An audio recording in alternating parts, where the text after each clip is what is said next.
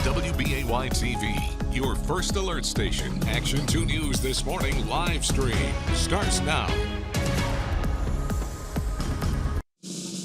And we did it. Yes!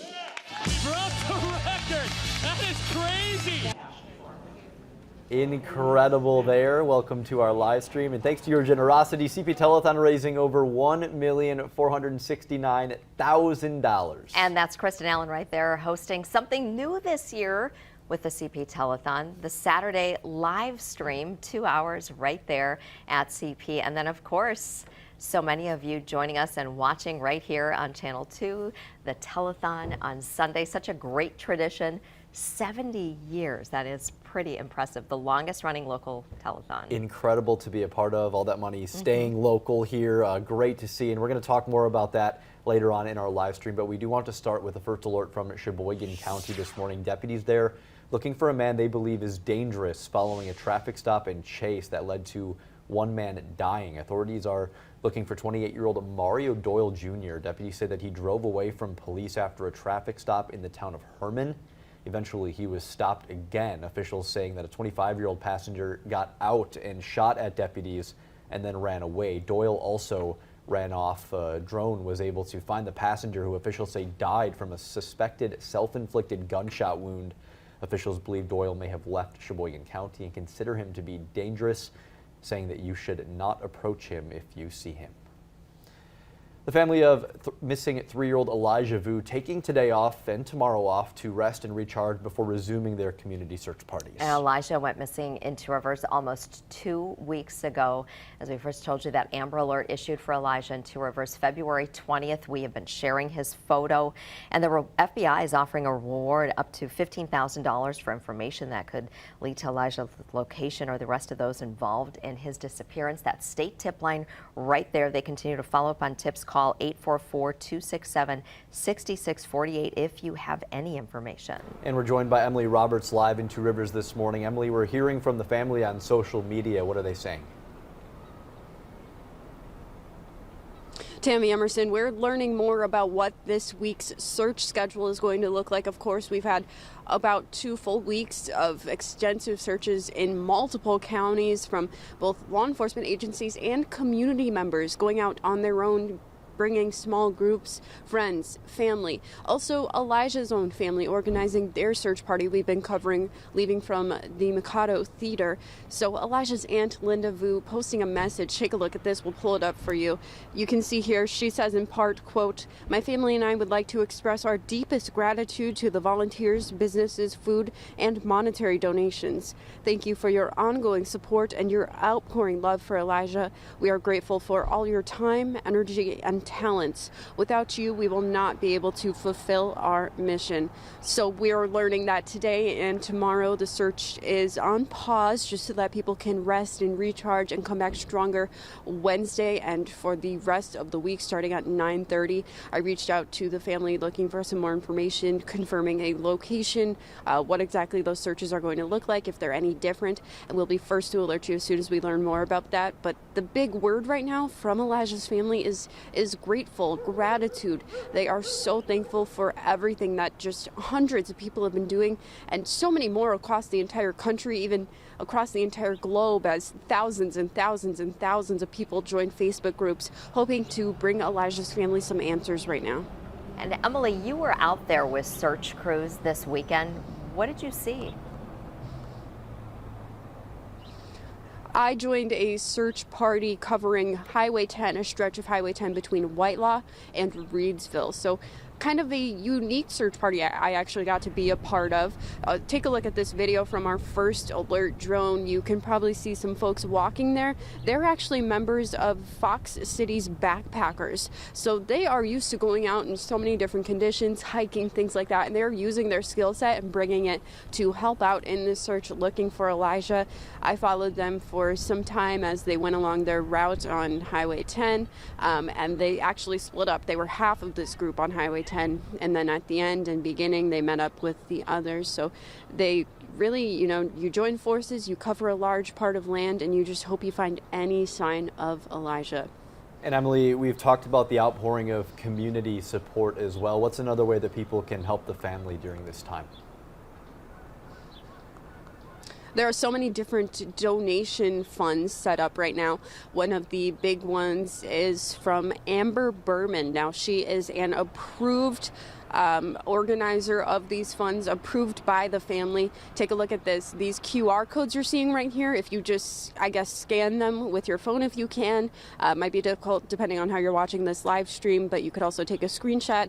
Go find them on Facebook by going to Amber Berman's Facebook page or Elijah Vue's Facebook page. These are approved donations by the family. As I said, we've been hearing a lot about different potential scams, things like that, things that are not approved by the family, but these are 100% legitimate and they are safe for you. There also is the Two Rivers City donation links that we've been talking about. Those are posted on WBAY.com/links. One that we've been first to tell you about is to increase a reward for any information leading to finding Elijah, and the other is to help with those investigation costs.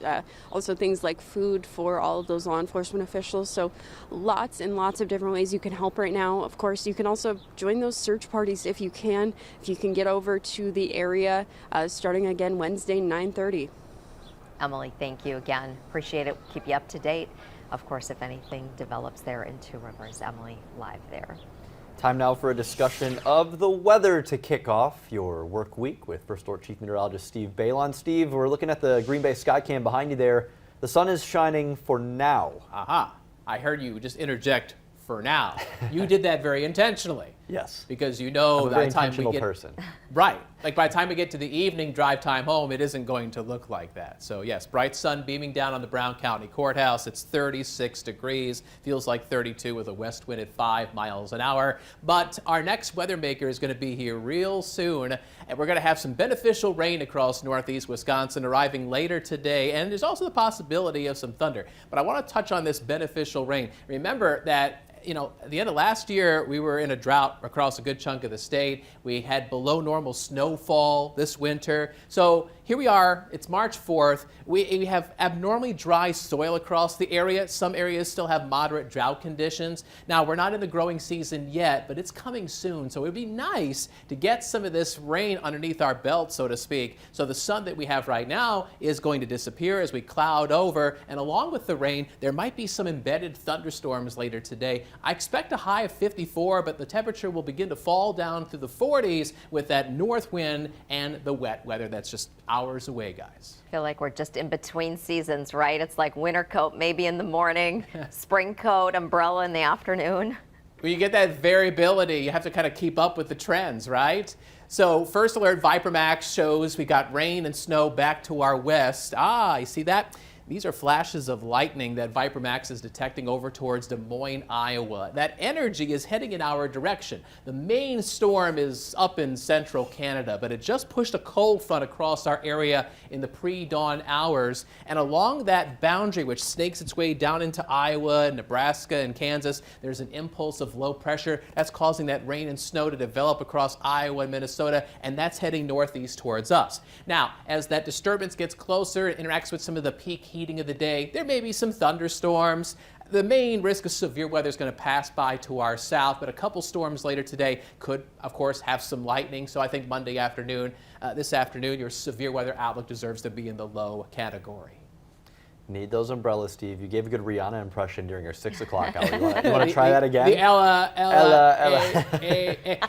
It's pretty bad. But I liked it. I need you guys to support me with the the singing. backup singing, there you go. Yeah, I can hide behind the voices of 3 people singing. First Alert Pinpoint Predictor shows the rain coming in, especially around and after lunch, and the thunderstorms are kind of embedded here. We see the areas of yellow and orange, and you know what? Winter's not officially done yet, and guess what? There is some snow in the forecast for folks from Wausau up towards Niagara late today into this evening. Most folks farther south in the Fox cities over towards Sheboygan and Manitowoc will have rain showers, but then after midnight, the rain comes to an end. And skies will clear out towards tomorrow morning. And I think we're going to have some dry weather as we get into Tuesday, Wednesday, and into Thursday. But between now and the end of today, we're looking at rainfall totals on Pinpoint Predictor ranging from maybe 1/10 of an inch to a little over 1/2 an inch. It all depends on the exact track of some of those embedded thunderstorms. And as far as snow potential, maybe a little slushy coating in the north woods. Over towards Rhinelander, they may get a full inch. But otherwise, we're looking at primarily rain showers and another chance of rain later on in the 7-day forecast on Friday. But in between, a decent amount of sunshine with cool highs in the 40s.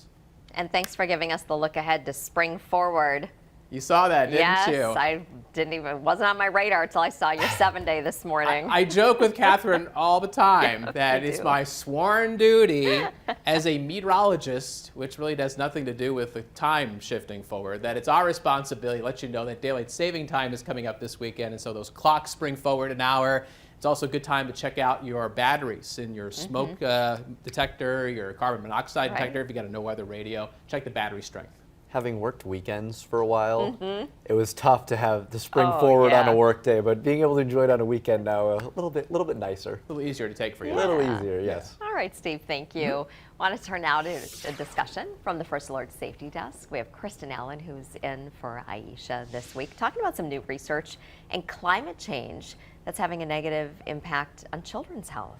Yeah, I found this study really interesting, Tammy and Emerson. According to a team of Australian researchers, an increased number of babies are being born early, and it could be associated with climate change. Scientists reviewed nearly 200 health studies from around the world, which show how childhood health may be worsening because of climate change. The study reports an increase in airborne particles and allergens from climate events such as wildfires, droughts, and irregular season patterns, which are having a significant impact on respiratory disease, increasing the number of children with breathing issues such as asthma.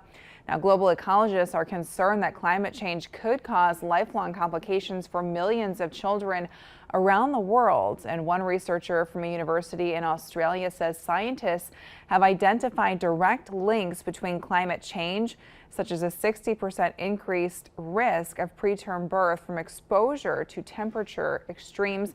Researchers also want to point out that low and middle income countries are underrepresented in this study, so this research might be an underestimate of the impact of climate change on children's health.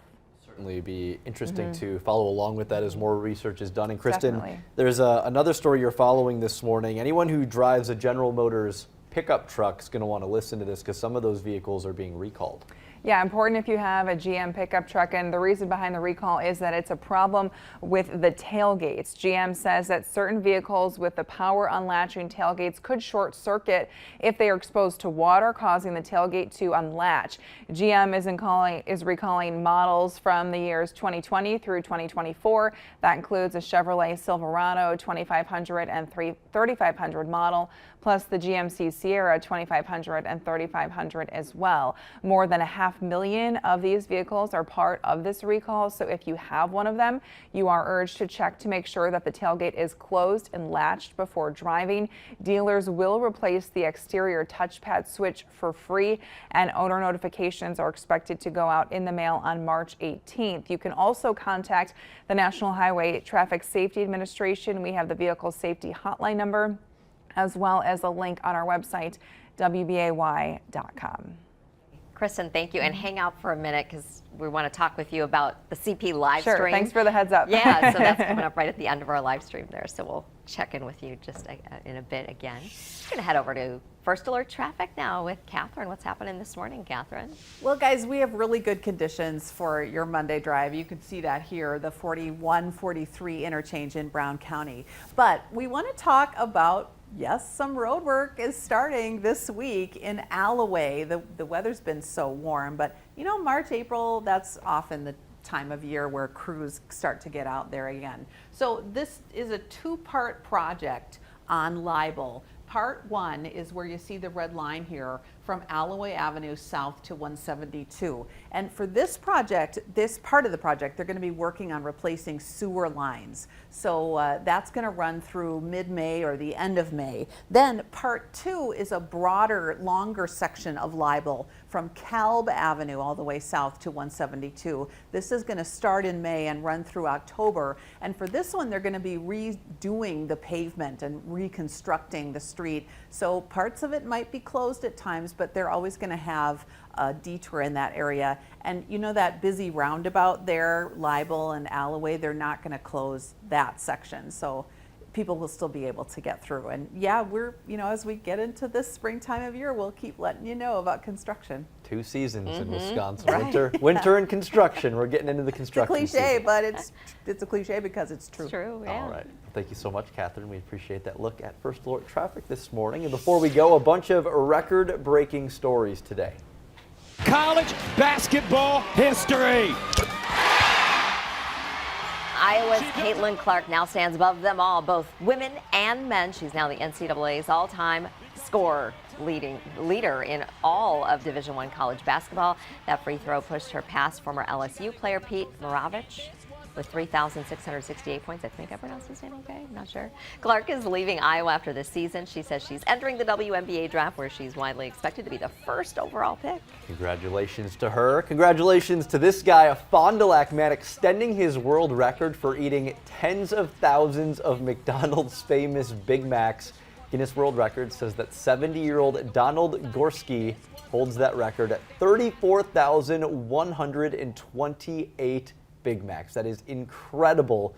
The retired prison officer ate his first Big Mac almost 52 years ago. In 2022, we covered Don celebrating 50 years, loving it.